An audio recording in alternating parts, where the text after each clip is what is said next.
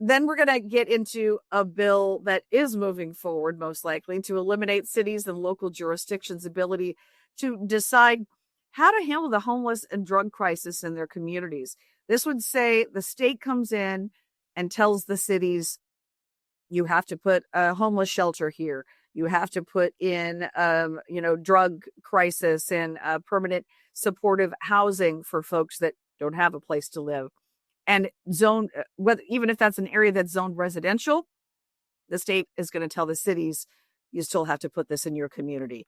Plenty of resistance to that bill, but at this point, it appears to be moving ahead. But cities across the state of Washington might soon have no choice but to allow subsidized housing, emergency shelters, permanent supportive housing in their communities if this bill passes. It's already cleared the House, and it could be pulled to the Senate floor at any time.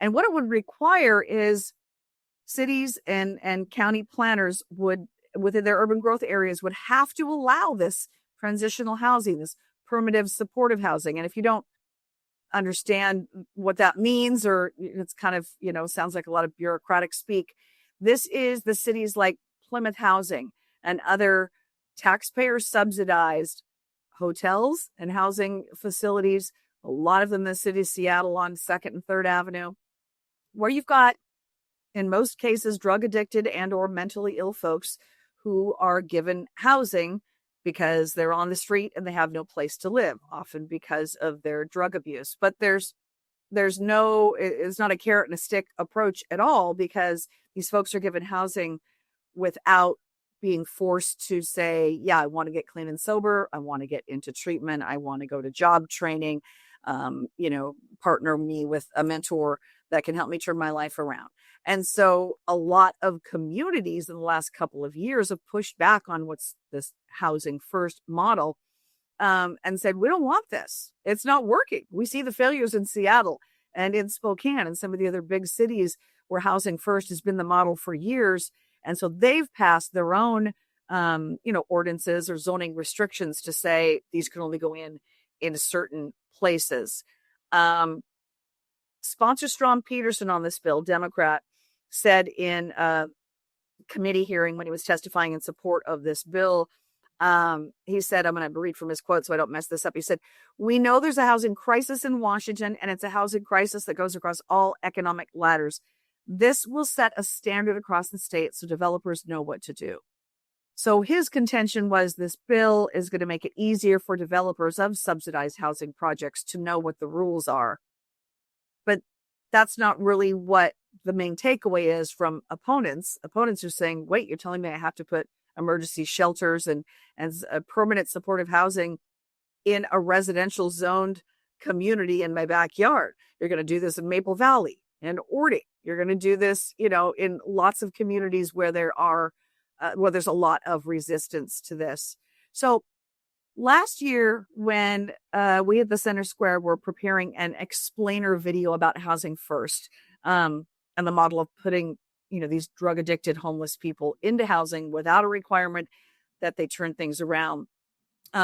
We did that explainer video because it was meant to be a sincere look, a very sincere look at the issue, not just from the perspective of folks who say it's compassionate to put them in a house and not require them to turn their life around, but also from folks who say, we've got evidence it's not working and there's nothing compassionate about giving people a place to die just because it's inside.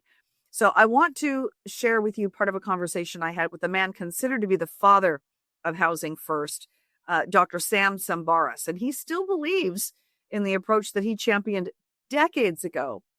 But you must remember that when this housing first model was initially championed, it was getting chronic street drunks, off of the sidewalks. It wasn't the fentanyl crisis that we have of today that's literally killing people every day in our communities. So here is part of that conversation with Dr. Sambaras. The question is it better to have people dying on the streets or to have people dying when they're in their own place? I mean, people are going to be dying. There's overdose deaths everywhere, whether people are homeless or not. And there is no data that compares the number of overdose deaths of people who are homeless versus people Mm. who are housed. It's not like the expectation that simply providing someone with a roof over their head is going to take care of all of their problems is maybe one of the misunderstandings about housing, Yeah. what Housing First is about. It's like all we want to do is have the person be safe, have the community be a safe place to be, and we have a shot at helping them get better. And this morning, I caught up with Andrea Suarez, founder of We Heart Seattle. They have for more than 5 years now been literally picking up the trash, the drug debris that's left behind in homeless drug camps all over the city. And she is sharply critical of the Housing First model and this legislation to basically expand that to communities, even when there's been resistance. Here's part of what she told me this morning. It's just bringing drugs into the neighborhoods. Like, it's really just simply that. It's drugs and a warehousing of people with different disabilities, whether it's untreated mental illness or physical disabilities or co-occurring disabilities, all together is chaotic for the neighborhood and chaotic for the people living indoors. I actually interviewed a couple of guys living outside of a DESC door stoop the other day, and they said, we walked out of our housing. It was so bad.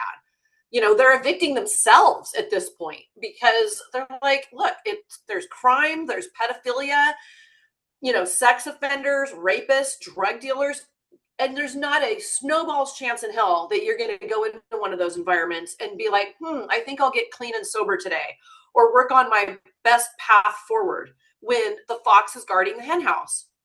It's awful. And you've got daycares and libraries and bus stops are overridden with people dealing, littering, loitering, and you've got your little old ladies with their wheelchairs and kids trying to get to and from.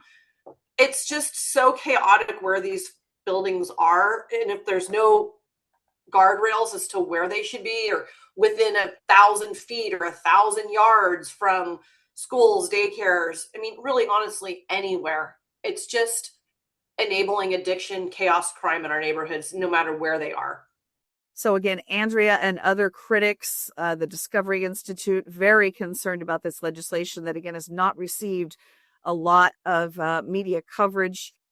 Very worried that this is the wrong direction that the state needs to be going to address this crisis. Doesn't matter where you live. It seems like we all see it every day in our communities. So we're going to follow that one, let you know as soon as that passes out.